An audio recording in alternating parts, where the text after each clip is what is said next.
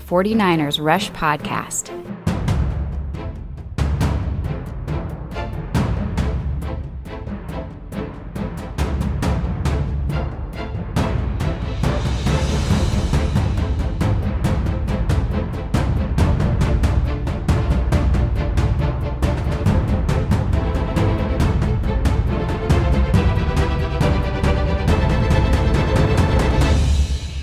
And here's your host, John Chapman. What is going on, faithful? Welcome to another episode of the 49ers Rush Podcast, and I'm just excited, which I'm always excited, as you guys know, because we actually have practices. We have practices with reporters present. We have a press conference with the head coach and GM and George Kittle, coming off of his massive deal, which is obviously great news. There's actually a lot of 49ers stuff to talk about. And so as I set out, this weekend to prep for my next podcast, I got into my roster breakdown and I was like, you know what? Well, it's time to do my roster prediction and like the final cuts and all that stuff, practice squad, all that. So I get started and all that, and I had to put it on hold. And so we'll have that a little bit later this week, just because there's just so much going on for the first time in forever. And we're going to jump into that today. We've got clips from John Lynch. We've got clips from Kittle, Kyle Shanahan. We've got some practice reports from a lot of the best writers out there. There's just a lot of great stuff going on. And why not just spend time talking about football? If you got NFL Network, Training Camp Live started, that's going on, which is awesome. There's just a lot going on. And even though the practices right now, they're not full pads. Full pads starts Monday. Monday's the first full padded practice. That's great news. There's just more and more great news, and we're seeing more and more things. So as we go through this, I want to bounce back and forth from allowing them to speak, the people, and to hear kind of what's going on. And, right off the bat, I got dealt an L. Kyle Shanahan comes up, and the very first question that he is asked in his press conference right after practice was, hey, looked like Quan Alexander was getting all of the first team snaps at the will linebacker position. What is up with that? So let's hear from Kyle, and then I'll cry a little bit afterwards. Hashtag Team Dre.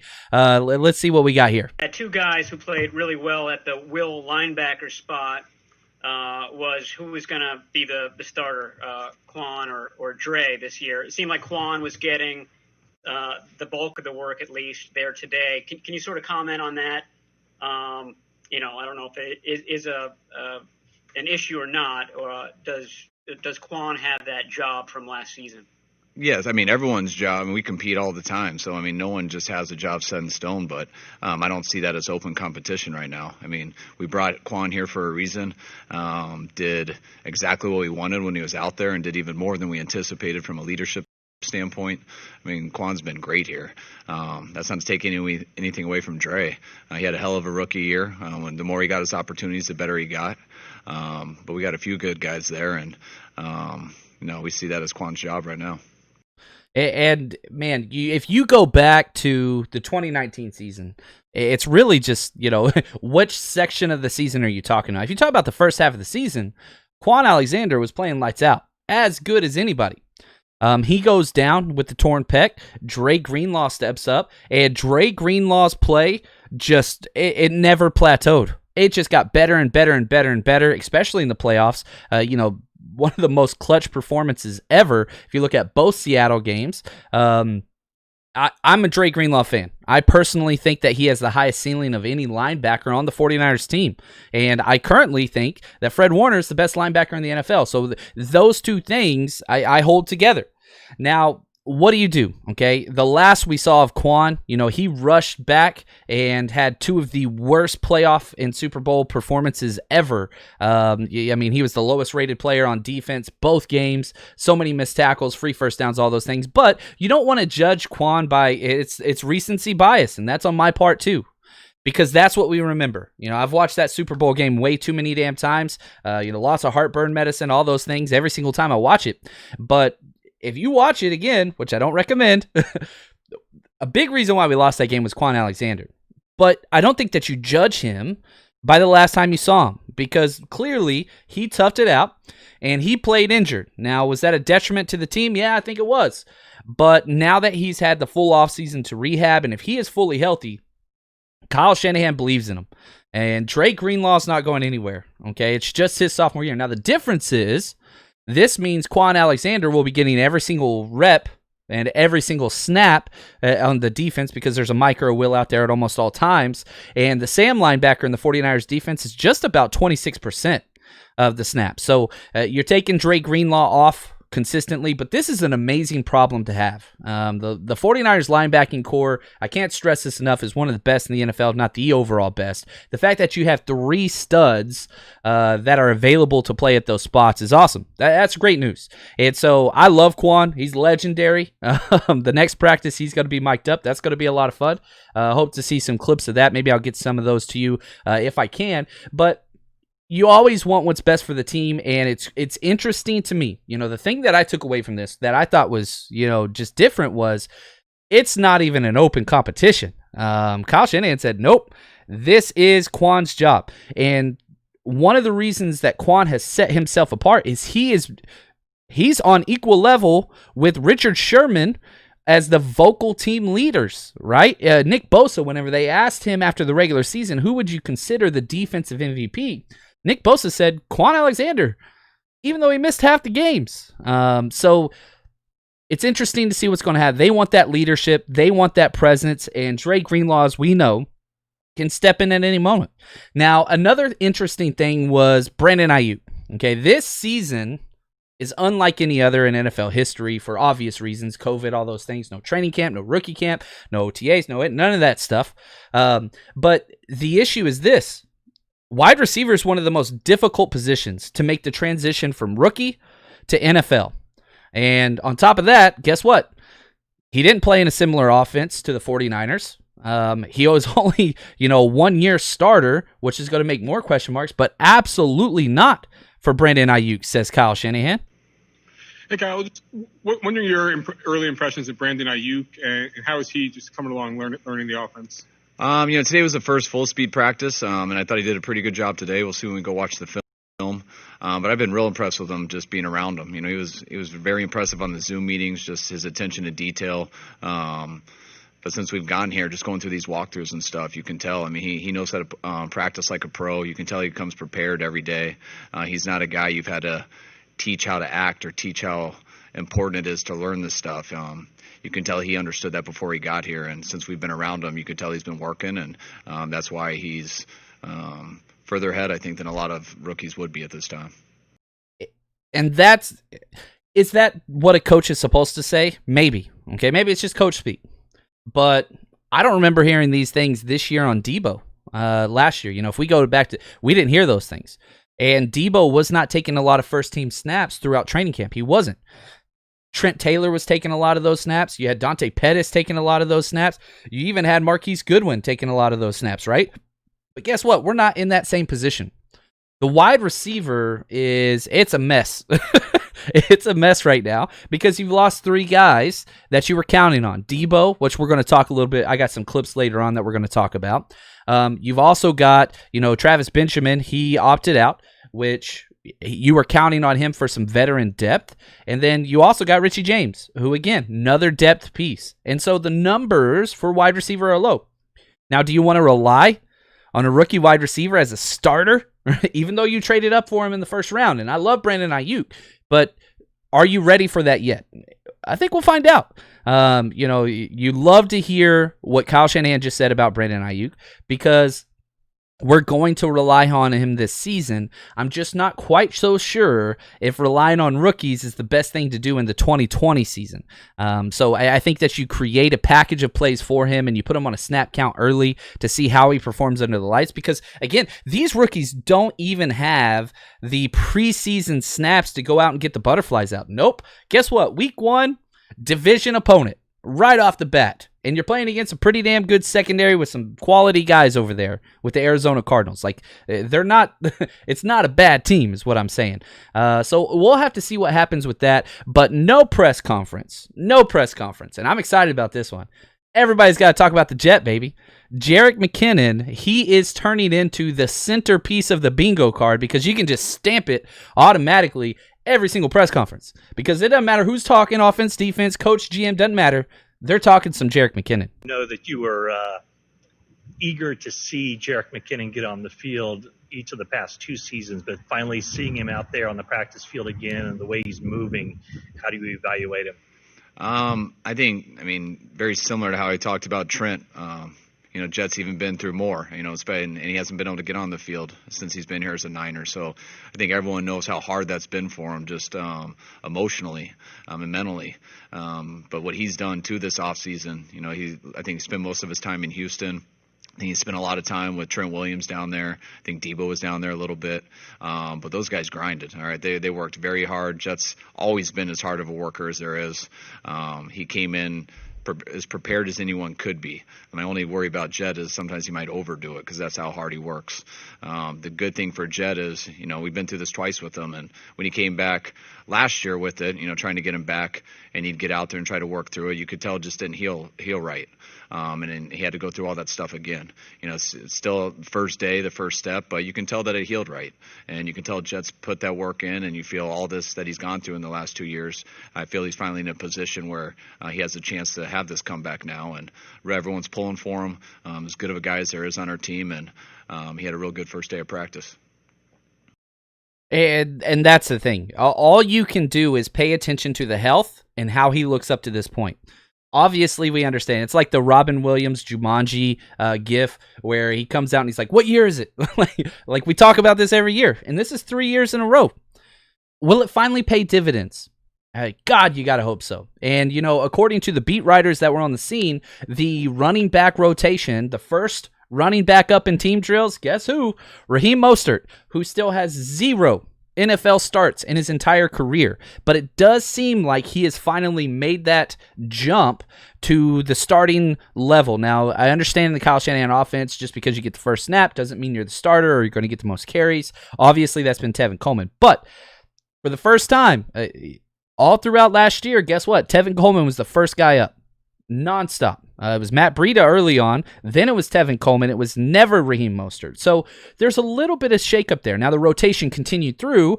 You had Raheem Mostert getting first snaps. Then you had Tevin Coleman. Then Jerick McKinnon. Okay. Then Jeff Wilson. Then JaMychal Hasty, who we're going to talk about in a little bit. But the running back depth for the 49ers it's pretty freaking solid.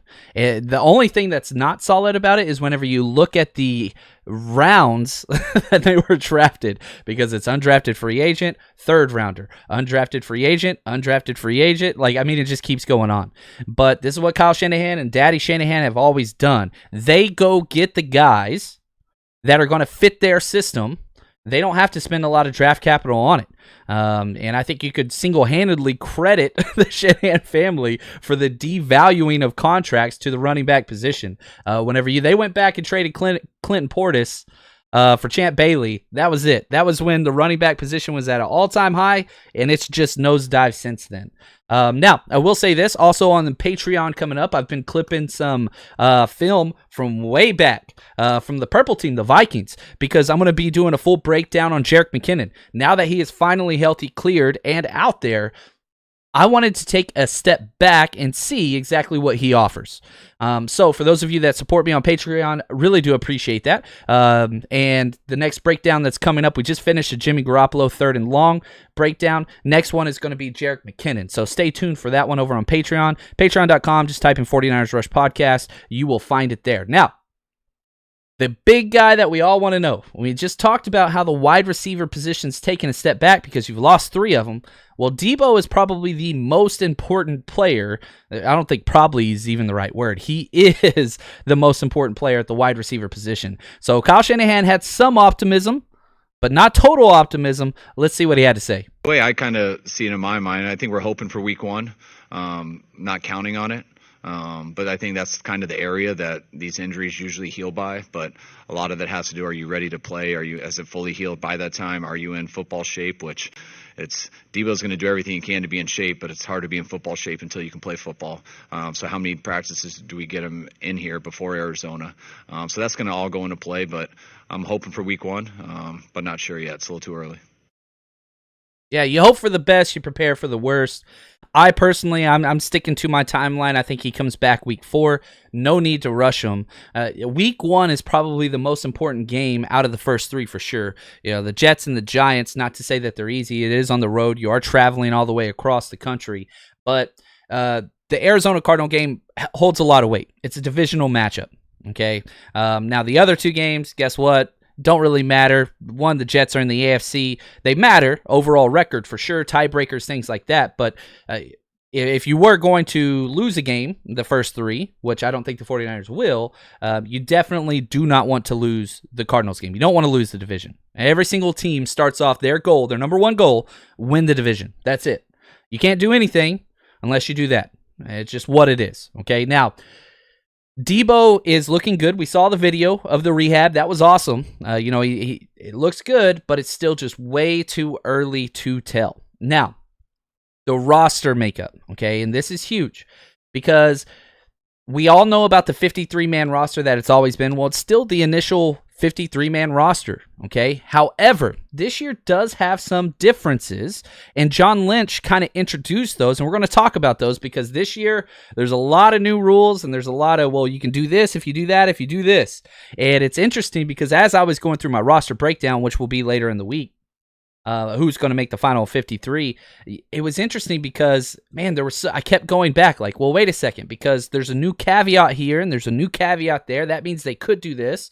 And John Lynch seems to be going through the exact same thing right now. I've not done that, but we have. I mean, we're challenging ourselves, and it's kind of like the Wild West, Matt. There's been we have a new 16-person practice squad with 6 veterans, and so we've challenged everybody in the building. Hey, we want you to come up with ideas.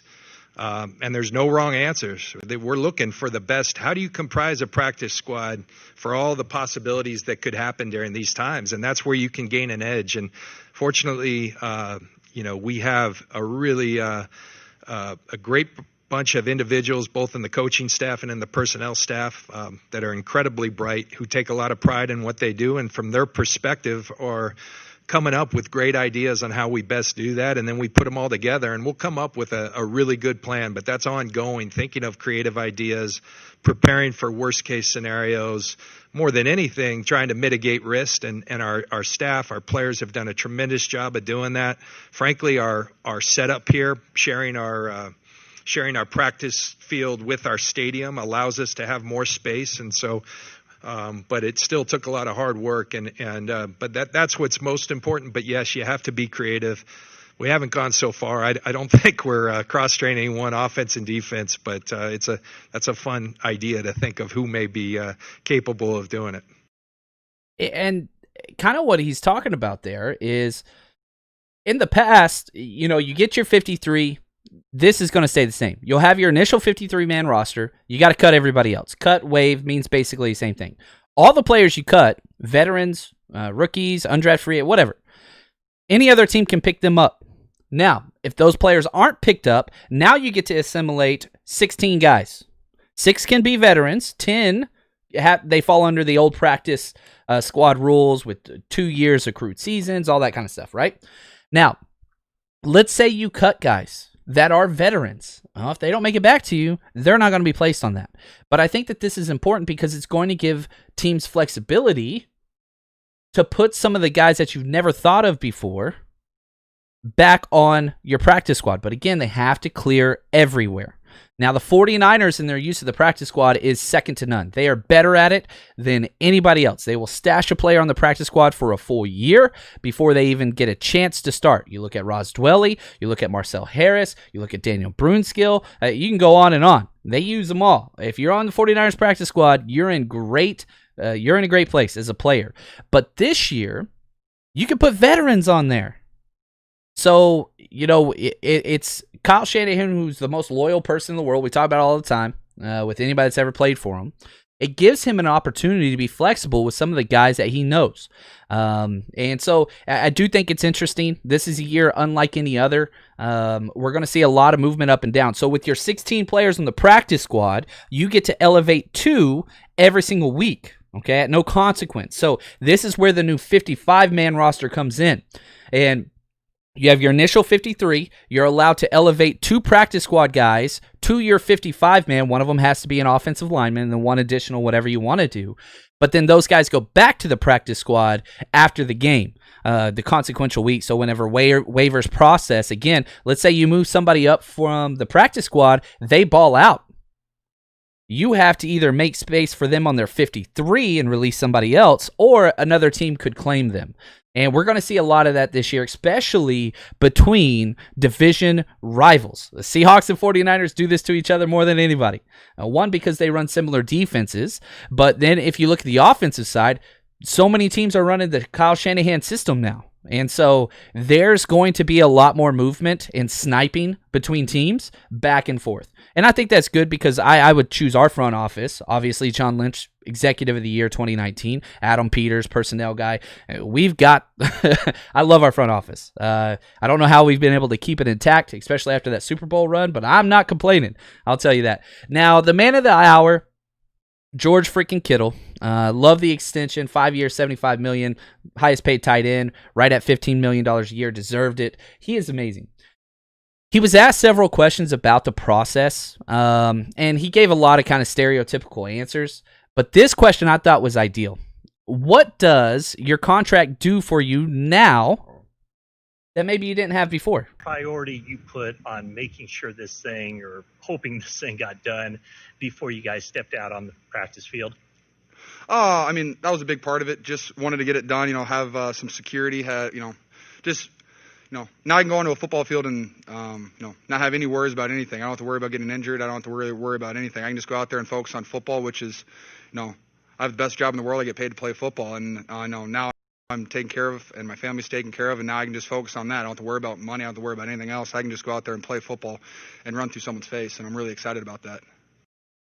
I don't know what's better, the T-shirt or the quote at the end. I just want to run through somebody's face. He had the, for those of you listening on the podcast, the audio version, he's wearing the shirt Garoppolo Kittle 2020, and he was asked about the shirt. And he said, I get T-shirts all the time. People just send them to me, and I just throw them in my locker to wear them for press conferences or whatever else. But his personality, it lights up the room. He's hilarious. If you haven't watched the full interview of his yet, please go do so. It's awesome. Kittle's must-watch TV at all times. But all I want to do is run through somebody's face. That's it. He's a captain, the definition of a football player. Love that this guy is going to be around for at least 5 years. Gosh, it's incredible what he could do. He's broken almost every single record receiving-wise for tight ends through the first 3 years, and it's hard to see him not continuing that trend. So glad that he is on our team and what he has been able to do. Do want to say thank you for your questions. We'll get to your questions after we finish getting through these clips in the press conferences. So want to say thank you to the Countdown crew as always, working currently behind the scenes to get some more giveaways for you guys at the end of this month. As always, if you hit that alert button, make sure you do it on YouTube. You can do it on Hot Mic. You can do it wherever. Anytime we go live during that countdown, #CC, you put that on there, you get entered into a giveaway. So I'm working on getting some autographed pictures to send out to you guys. We'll see how that goes. But anyway, keep working that. Appreciate you, Countdown crew. We'll get to your questions as soon as we get through the rest of this. Now, I do want to give a shout out because, man, for the first time, beat reporters were allowed to the field, the practice field, and so much great content. 49ers, we're so spoiled. We are so spoiled because they just do a hell of a job. I want to give a shout out to Chris Biederman, Dylan DeSimone, David Lombardi, Jennifer Lee Chan, and so many more. But these are kind of the ones that I took a lot of the notes from in practice reports. Chris Biederman, he wrote about how everybody wrote about this play. The play of the day was none other than Trent Taylor. Amazing diving one-handed catch, dragged his feet on the sidelines. Everybody kind of erupted. It was just one of those just freak circus catches. And so you got to give it to him. Now, Kyle Shanahan gets asked, how is it with the guys, especially at the wide receiver position, which we've already talked about, super thin? How is it with these guys, Trent Taylor coming off an injury, Jalen Hurd coming off an injury, both of them? Trent Taylor was a full go. Jalen Hurd went through routes and all that stuff, but they pulled him off during teams just to slowly phase him in, and Kyle Shanahan addressed that. I mean, they both went through a lot of stuff last year and missed the whole year. Trent's been battling with that for a couple years, so I was just really happy for him that he's overcome a lot. All the infections that he did get and the having to do that surgery. I know how tough last year was for him, and before that happened, how high of a level he was playing at. So just to get him back out there is a huge deal. I mean, it looks like the same guy. I know how hard he's worked, and I know how excited he is. He's not a guy you want to go up to and baby right now or ask him how his foot's feeling. He'll be very irritated with that question. He's ready to move on. He's ready to play some football, and that's the guy I see out there. And Jalen's been very similar. He came back and he put a lot of time in here. The only guys that were allowed to come up here and be allowed in the building during the quarantine and everything were guys who had injuries and stuff. So him being around our training staff, being around Dustin Perry, our strength coach, he's put in a lot of work to get to where he is right now, to come back from that back injury. And I thought he had a great first 10 days, and we are trying to be smart with him and ease him in, just did individual today and stuff, but hopefully that'll pick up as we go. Yeah, and that's you don't need him out there right now, slow and steady, especially with something like a back, because if he has a re-aggravation or something goes wrong, you're talking possibly the career's over before it even got started. The ceiling on the Jalen Hurd, I'm as high as anybody on this kid. Really, really excited for what he can bring, but you don't have to rush him back now. He's been around the playbook for a full year. He understands what's going on. You want that big slot role position filled by him. We'll have to see what happens there. Now, jumping back to the rookie class, and I think that this is kind of key because both the first-round picks saw first-team reps on day one. It's Tracy. A lot of the guys we've talked to have talked about Javon Kinlaw and said that he really doesn't seem like a rookie just in terms of his preparation and where he is. Can you speak to that a little bit, please? We haven't been around each other a ton, so we all get here, and, everyone's going to look at the first-round picks first. So, Kinlaw and Aiyuk are probably the guys the players are watching more, trying to judge how they are. And these guys came in working their tails off. So we haven't been here that long, so I'm not just going to say it's a finished product. We got to keep doing that and keep working. But both of those guys have come in, fallen right in line. It really helps. How the rest of our team is. We didn't get as many team meetings when we started, and we go out to walk through and everything, and to not have to address a lot of people on how hard we go, and the rookies kind of just fall in line because they watch everyone else doing it. So if you come in slacking around, you look pretty out of place. Usually a lot of the players are going to get to you before even a coach has to. And when you have a guy like Kinlaw and Aiyuk who come in, and the players are probably expecting to tell them, hey, you got to turn it on a little bit. This isn't college. When you don't have to tell guys like that, it is impressive. They are working right away, so they do seem like a pro. But today was the first practice. We got a long way to go. The key will be keeping that up. And, again, just a testament. A big reason why the 49ers draft players from South Carolina, Stanford, Arizona State is because, again, they want to trust the coach's evaluation. This goes back to Reuben Foster, which this front office learned year one. They felt like Nick Saban withheld information and kind of buttered up their guy and wasn't truthful to him. Now, and John Lynch has talked about this repeatedly, and so has Kyle Shanahan. And, you look at Will Muschamp in South Carolina, they told us exactly what was going to happen with Deebo, that he would come back from breaks, overweight, a little bit out of shape, and that these were the things that he was great at, and that he was spot on. Herm Edwards, one of the best friends of John Lynch, same thing. And in a year where you don't get to build that relationship through minicamp and OTAs, they went after trusted sources that you knew would come in and be exactly what they thought. Character guys. And you can go back through Javon Kinlaw and what he has been through to get to where he is. And you go through Brandon Aiyuk, transferring from junior colleges, waiting, 1-year starter. Believe me, these are football guys that want to contribute. And, one of the things I was worried about big time was how would they show up early? Because this is not the offseason to be late. You only got 14 full padded practice, and they start on Monday. So you're talking 2 weeks, no preseason games, no inter-squad scrimmages, none of that stuff. It is full go from the jump. And so the fact that they are already getting first-team reps, check. In shape, check. And they look amazing. If you saw any of the film clips and or pictures from people just filming, Javon Kinlaw makes everybody else look tiny. And, you know, the picture's taken from away and the video's taken from a little bit the sidelines, but he dwarfs everybody. He looks like one of those pictures that you go to edit or crop the picture and you click on the edge and just drag it out and it just enlarges. That's what he looks like because he's wider than everybody, he's taller than everybody, and it's not like it's bad weight. The dude's jacked. And Kinlaw looks the part as well. Crazy long arms, man. They show up in every single thing that goes on. So great news early from the first rounders. That's great. You want continued good. Hopefully no hiccups happen there. Now, Eric Armstead, fresh off his new contract, which, you know, he kind of had his breakout season in 2020, finally stayed healthy, all those things. He had some back tightness, and they decided just to keep him out. No need to rush it back. And Kyle Shanahan kind of put he squashed all kind of like negativity and whatever else. So let's hear him deal with this now. Apologies if you started off the presser having some technical issues. What's your level of concern for Eric Armstead, and do you have a potential time frame on when he can get back out there? No, I mean, I want to say he's day-to-day, even though I probably didn't hear that. But I think that could tell you my level of concern. I'm not too worried about it. Just has some back stiffness, which happens to a lot of people, especially with guys his size. So, I mean, he could be out there if we really needed to right now, but we're trying to be smart. So just me guessing right now, I bet we'll probably be smart these first 4 days and then try to get him in the next block of practices. So, and he goes on to say, you know, he if we needed him right now, he'd go. But there's no need to rush back a veteran.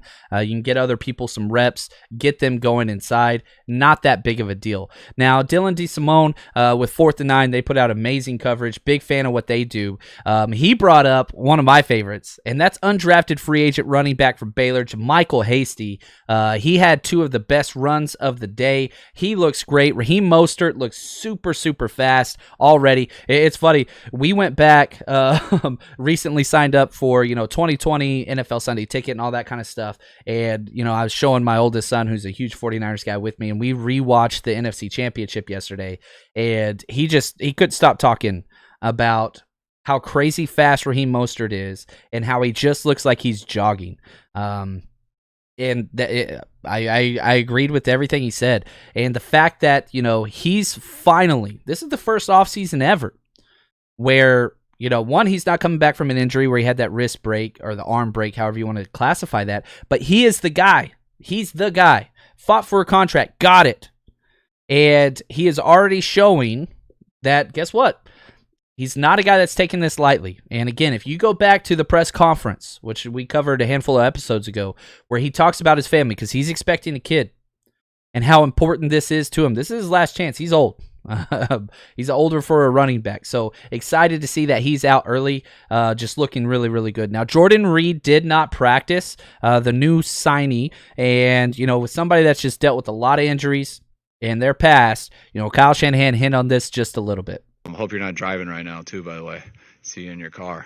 I'm not. No, we were being smart with Jordan, very similar to Hurd. Jordan hasn't been here very long. We do know his history, and he just hasn't been here as long as the other guys. So we eased him in today, routes on air, did all the individual work, but we didn't want him going against anyone yet. We'll reassess that each day, and we'll get him in there when we're comfortable with it. And so, yeah, we'll get to Jordan Reed. We're going to be able to see his whole thing is just health. He's just got to stay healthy. Hits the head concussions. That's really about the only thing that you have to be concerned about.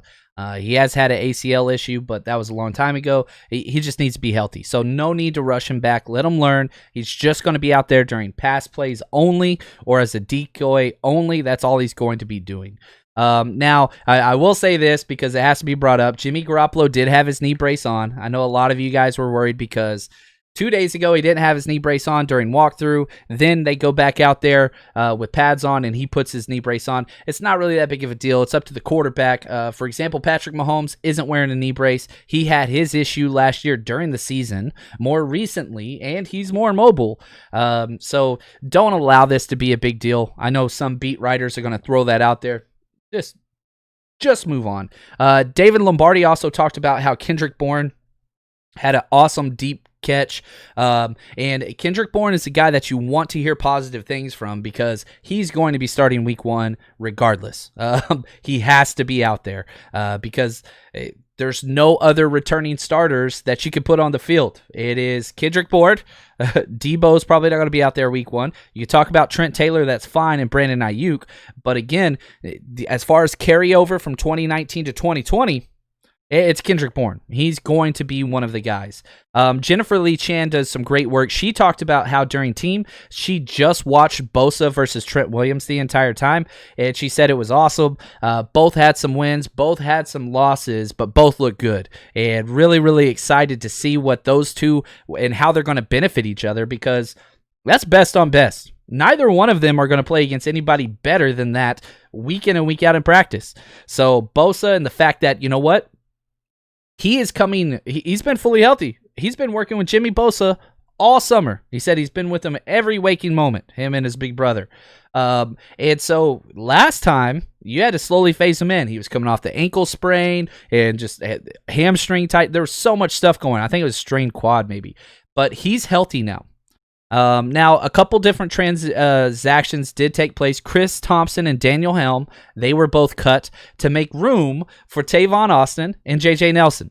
And you can go back to the roster thing with 16 practice squad guys, because both of these players, they're options to be practice squad guys. So even if they get cut, you could definitely see them come back. And Kyle Shanahan kind of hinted on what it is that they bring to this team. First, I mean, it was awesome to bring in two guys like JJ and Tavon. I mean, two guys who are NFL players who have done things in this league, and two guys we've always liked. I mean, I like both of them coming out of college, and we've liked them and all their stops. So, but also, you know, when you have 9 receivers, well, we have 11, but 2 of them are on PUP with Richie and Deebo. So the fact that they aren't out there able to practice leaves you with 9. Any receivers are always going to have tweaks, so they can't do it every day. So very quickly we can get down to 7. And if you have 7 receivers at a practice, you're in trouble. You always try to have 11. That's always the goal. I think last year we had 10 in camp. So we needed to get some more guys in just for legs, but the fact that we got 2 guys in who have the ability to make our roster, who could have roles on this team and with both of their skill assets, made me very excited to get them. We didn't know if we were going to get 1 or 2, but the way they looked in workouts yesterday, they were both in shape, looked like they had previous places they've been in their career, and that's what excites me the most is we needed the numbers to help guys, but we also added 2 guys who are capable of beating people out on this roster and capable of earning a spot, and plus the whole thing with this year of having an option where you can have a veteran on practice squad, and who knows how that'll work out. But I mean, if we want guys like that to where it could be an option. You know, Travis was an option like that, who also had a good chance to make the team, but he would have been a veteran there who could have made that spot. And we're bringing in 2 guys just like that now that they're going to push people to make this team, or hopefully they can show they can be a part to help us at some time. And I think that's key. You know, I personally, I'm a pretty big J.J. Nelson fan, and whenever I say that, I don't think he's like a top 50 wide receiver in the league. I think that he offers something that the other guys don't. Tavon Austin's much shiftier. J.J. Nelson's just a straight line, crazy speed guy. I think he ran like a 4.2 something. Super quick, right? Tavon Austin I saw play in high school and college. He is phenomenal, shifty guy, but he hasn't panned out anywhere he's been. But these are guys that are depth plays. Kyle Shanahan's offense, guess what? More wide receivers play than normal. You can look at kind of what the Vikings did last year, right? They have 2 wide receivers that are out there every single play. Kyle Shanahan doesn't do that. He rotates through. He believes in fresh wide receivers and fresh legs and fresh running backs and all those things, fresh tight ends. He's always moving players in and out. So you need more depth. And as you look through and as you go through this roster, you see depth everywhere except the wide receiver position. And I think that's kind of one of the issues. Got this question here from Nick on YouTube. If Deebo, Aiyuk, Hurd, Taylor, Bourne, and the other wide receivers are healthy, how good is our receiving core? And I think he hits on it. If everybody is in and everybody's healthy, you talk about crazy depth and specialization. The issue is so many question marks in youth. Deebo is our most experienced guy, him and Kendrick Bourne. Neither one of those guys are veterans by any stretch of the imagination. Deebo is coming off his rookie year, which he started, the divisional round. He started the NFC Championship. He started in the Super Bowl and dominated all 3 of those. So, you want to give him a little bit more than a sophomore player just because he had all those extra time and performance. But he's coming, even if he does play week 1, no training camp, no practices, no anything. So you have to taper expectations early on. Is the potential there? Hell yes, it is. Can they get there? I think that they will. But there are some question marks. And J.J. Nelson, Tavon Austin, they're not starters. That's not what they are. J.J. Nelson, basically, he fits that Marquise Goodwin role. The burner that can stretch the field deep and do some comeback routes. That's kind of what he does. Then you've got Tavon Austin. What's he going to do? You want to do end arounds? You want to do handoffs? Guess what? He's had more rush attempts than catches in 3 out of 7 of his NFL years. So those are things that you want to look for. These are complementary pieces, not cornerstone parts of this organization. They're just there to help if things go bad.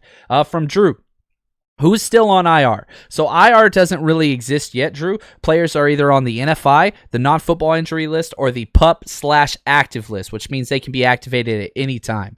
Deebo, for example, is on the NFI list. He hurt his foot, Jones fracture, while playing football, but it wasn't a sanctioned NFL event. So therefore, it's non-football related is how the NFL classifies it. For now, they don't count versus the roster, but that's kind of where they are. So we'll have to wait and see what happens with those guys. We'll get some more information on there. From Mr. Superfly 87, I love it. How do you think Javon Kinlaw going to turn out, considering no one's been able to play this offseason? I think it's a problem, but again, whenever you look at the NFL, there are certain positions that translate perfectly to the NFL, and there are certain positions that are huge question marks, right? So wide receiver, quarterback, those are huge question marks. They don't always translate, and there's a much bigger bust rate. Defensive line, one of the highest success rates. Solomon Thomas definitely hasn't lived up to his potential, but he has been a depth starter for 3 years. That's kind of the worst case scenario with first round defensive linemen that are picked that high. The size and the explosion is there. It's there. The hunger is there.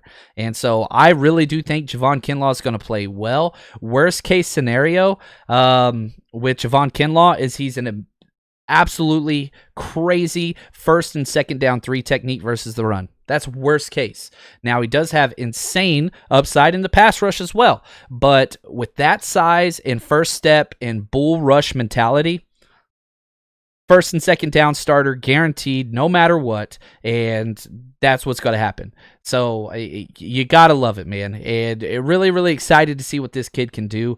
Next question from Jimbroni. John, do you believe our D-line will be stronger this year than last? Pass rush, no. Run defense, yes. And Eric Armstead and the coaches have all addressed this. They were 17th in the NFL in rush yards per attempt, and I think that's a problem. They want to beef that up. Javon Kinlaw is going to help with that. A healthy DJ Jones, that's going to help with that. 3 linebackers that are healthy, that's going to help with that. So rush defense, defending the rush, I think that's going to improve. Pass rush, I don't know.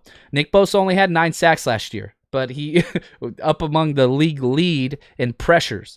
So convert a few more of those. D Ford, if he gets healthy, convert some of those. Then yes, I think that the pass rush will stay on par, but I think that the rush defense will elevate. I do believe that. So that's going to do it for us today. Hopefully you enjoyed this. What are we at? Like 43 minutes. A lot of fun. Sundays are for football. We got to talk football. I had to jump on and just go through some stuff. I know we're going to have a lot of news. Stay tuned. Hit that subscribe button and the notification bell. That is huge. Wherever it is you listen. That way you know whenever the episodes come out. Once the season gets started, man, we're back crazy full-time, 4 episodes a week, going nonstop, baby. I don't know how long we're going to have football, but I guarantee you this. The 49ers Rush podcast will take advantage of every single week that we will be able to talk 49ers. We will be here with you guys all year. Really do appreciate all the support. Thank you so much, and we will be back soon. And as always, stay strong, faithful.